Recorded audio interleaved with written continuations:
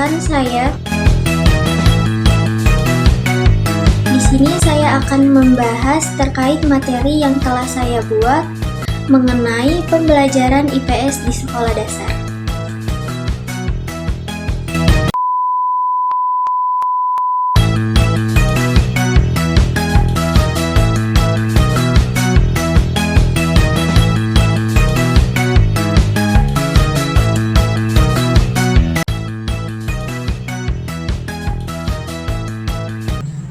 Tujuan pembelajaran IPS di sekolah dasar yang pertama adalah memberikan pemahaman tentang lingkungan sekitar, masyarakat, dan budaya Indonesia. Yang kedua, mengembangkan kemampuan berpikir kritis, logis, dan rasa ingin tahu terkait masalah sosial. Yang ketiga, meningkatkan kesadaran kebangsaan dan tanggung jawab sosial sebagai warga negara.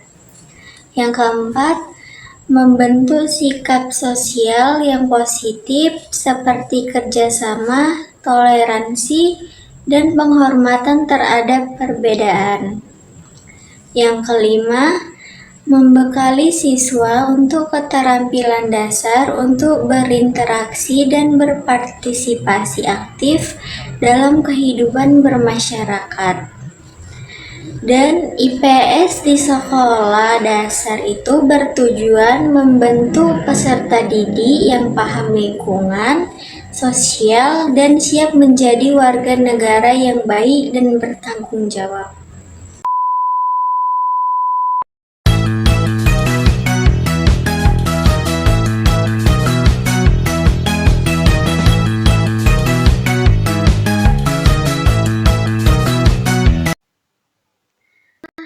Di sini saya akan membahas tentang lingkungan sosial di sekitar kita. Kita memasukin ke tujuan. Saya mengambil tujuan pembelajaran 3, yaitu yang pertama membentuk kepribadian dan perilaku individu. Yang kedua, mendorong kerjasama dan solidaritas antar anggota masyarakat. Yang ketiga, menjaga harmoni dan tertib dalam kehidupan bermasyarakat. Kita memasukin ke materi. Saya mengambil 4 materi. Yang pertama, pengertian. Yang kedua, lingkungan sosial.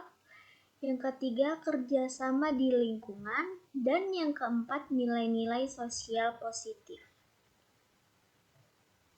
Nah, materi pertama itu ada pengertian IPS sebagai ilmu tentang manusia, masyarakat, dan lingkungan sosialnya. IPS adalah ilmu yang mempelajari tentang manusia, masyarakat, dan lingkungan sosialnya. IPS mengajarkan kita bagaimana manusia hidup, berinteraksi, dan membangun hubungan satu sama lain di dalam masyarakat. Melalui IPS, kita juga bisa belajar tentang adat istiadat, norma, nilai, aturan, serta dinamika kelompok di lingkungan sekitarnya. Jadi, IPS tidak hanya fokus pada diri sendiri, tetapi juga mengajak kita sebagai masyarakat dari berbagai sudut pandang dan memahami peranan setiap individu di dalam masyarakat.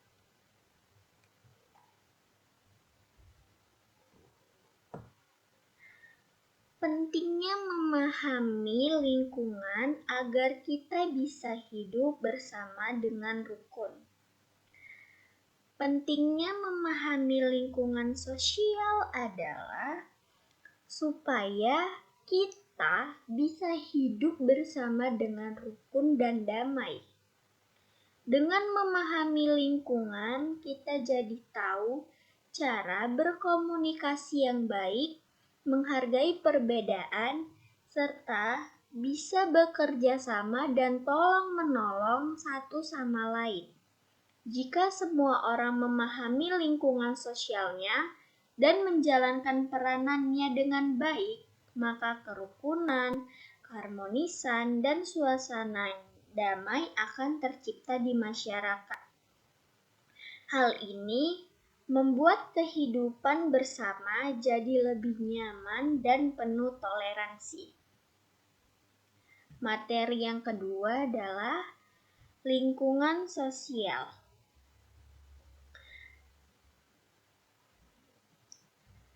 Lingkungan sosial adalah semua orang dan tempat di sekitar kita, seperti keluarga di rumah, teman di sekolah, guru, tetangga, serta masyarakat yang ada di lingkungan tempat tinggal atau sekitar sekolah. Lingkungan sosial ini sangat beragam, mulai dari kelompok kecil seperti keluarga, sampai kelompok besar seperti masyarakat kota dan bangsa.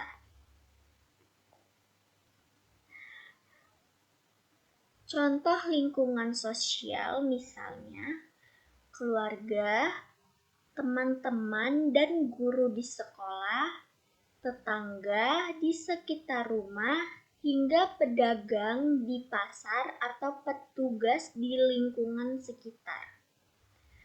Dalam lingkungan sosial, setiap anggota masyarakat memiliki peran penting dalam menjaga kerukunan agar tercipta suasana yang damai dan nyaman untuk semua.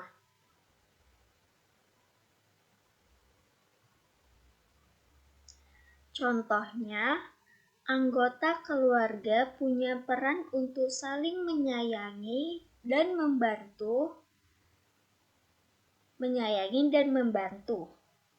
Teman di sekolah hendak saling menghargai dan bekerja sama.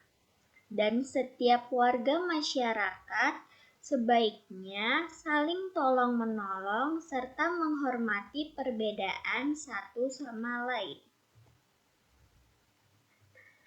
Nah, apa sih peran setiap anggota masyarakat dalam menjaga kerukunan? Nah, jawabannya itu dengan adanya kerjasama, saling menghormati, dan sikap toleransi, lingkungan sosial akan menjadi tempat yang menyenangkan dan aman untuk semua orang. Hal ini membantu kita belajar arti pentingnya hidup rukun, saling peduli, dan menjaga persatuan di lingkungan sekitar. Nah, sekarang kita sudah memasuki materi yang ketiga nih, yaitu kerjasama di lingkungan. Yang pertama di keluarga. Apa sih kerjasama di keluarga itu? Kerjasama bisa dilakukan dengan berbagai tugas. Misalnya ada yang membantu memasak, membersihkan rumah, atau merapihkan kamar mandi. Kalau di sekolah apa sih kerjasamanya? Nah ini dia. Kerjasama terlihat dalam kelompok belajar, saat mengerjakan tugas bersama, saling membantu memahami pelajaran, dan berdiskusi ya. Dan di masyarakat, kerjasamanya itu biasanya dilakukan lewat gotong royong.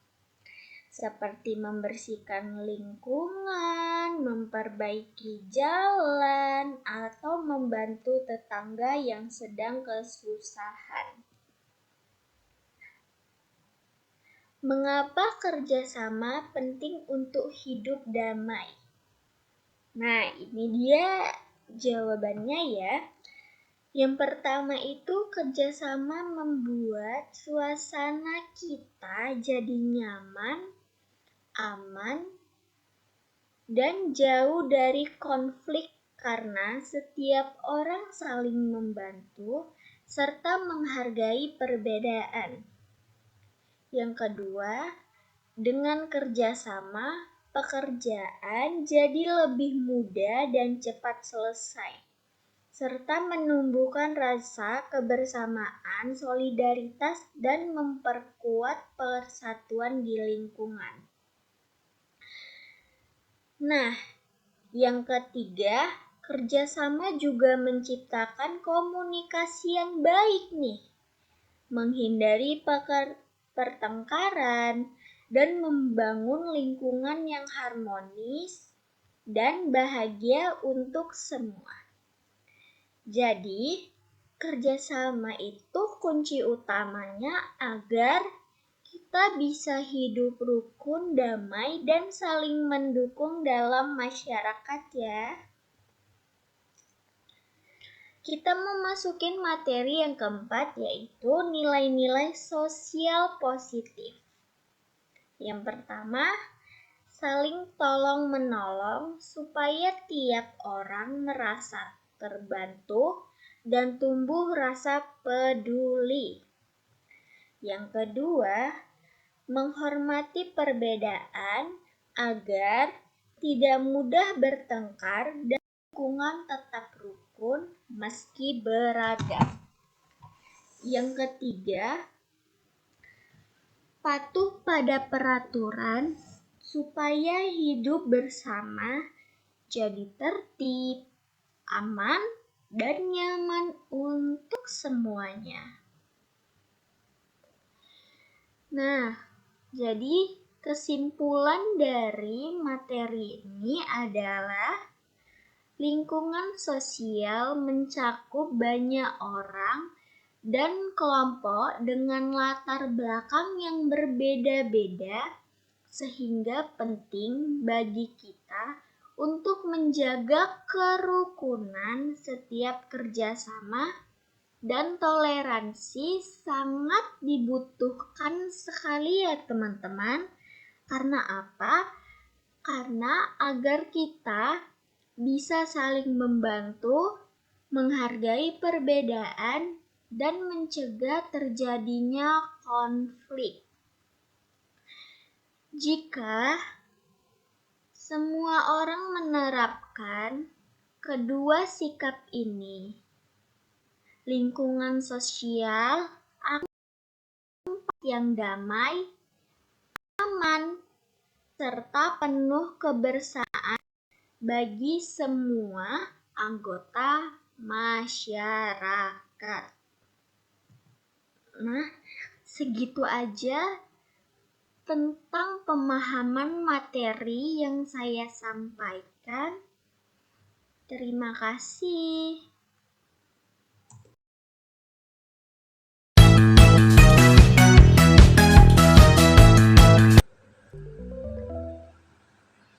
Nah, di sini saya akan melakukan kuis untuk materi lingkungan sosial di sekitar kita.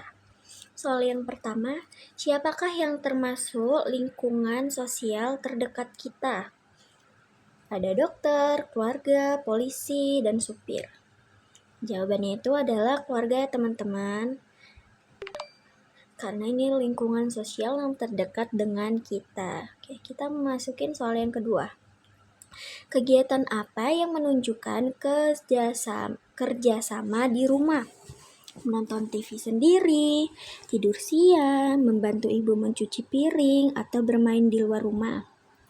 Jawabannya itu ada membantu ibu mencuci piring ya, karena itu adalah kegiatan yang menunjukkan kerjasama kita di rumah. Nah, kita memasukin soal yang ketiga nih. Teman sekelas adalah bagian dari lingkungan sosial di rumah, pasar, sekolah, atau kantor. Jawabannya itu adalah sekolah ya teman, karena itu adalah teman sekelas kita. Soal yang keempat, apa manfaat saling tolong-menolong dengan tetangga? Menjadi bermusuhan, membuat suasana jadi tidak nyaman, menambah teman dan jadi rukun, saling membenci.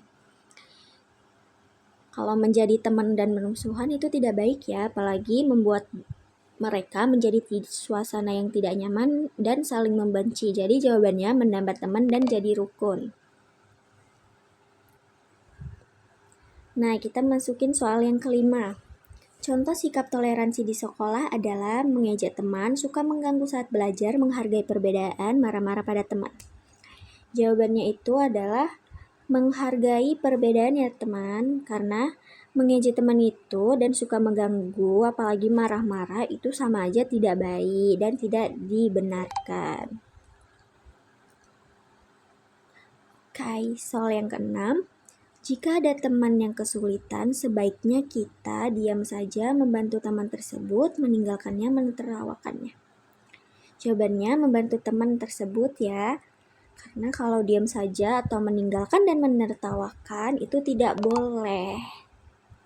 Kalau teman kita ada kesulitan, kita harus membantu teman tersebut.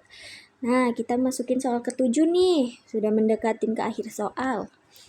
Kegiatan gotong royong biasanya dilakukan di rumah saja, sekolah, masyarakat, kamar tidur. Jawabannya itu ada di masyarakat ya, karena kegiatan gotong royong sekolah bisa, tapi kita ini di jawaban masyarakat. Nah, soal yang ke-8, siapa saja yang termasuk lingkungan sosial di sekolah? Bu guru, teman, dan petugas kebersihan, ayah, ibu, dan kakak, penjual di pasar, supir angkot. Jawabannya itu adalah Bu guru, teman, dan petugas kebersihan ya, karena lingkungan sosial di sekolah. Kalau di keluarga ada ibu, ayah. Nah, soal yang ke-9, menghormati orang tua di rumah termasuk contoh perilaku buruk, sopan, nakal, atau aneh nih. Jawabannya adalah perilaku sopan ya, karena kita tidak boleh ada perilaku buruk, nakal, dan aneh kepada orang tua kita. Itu sama aja tidak menghormati orang tua. Kita memasuki soal yang ke-10 nih. Jika bertengkar dengan teman, apa sebaiknya kita lakukan? Meninggalkannya, membalas dengan marah, minta maaf, dan berdamai, tidak mau main lagi. Jawabannya itu adalah minta maaf dan berdamai ya, karena kita tidak boleh meninggalkan teman kita saat bertengkar atau membalas dengan marah dan tidak mau bermain lagi. Kita harus meminta maaf dan berdamai. Nah, sudah selesai nih kuis kita, yay. Kita benar 10. Dan waktu yang kita habiskan 4, 2, 3. Oke, terima kasih semuanya.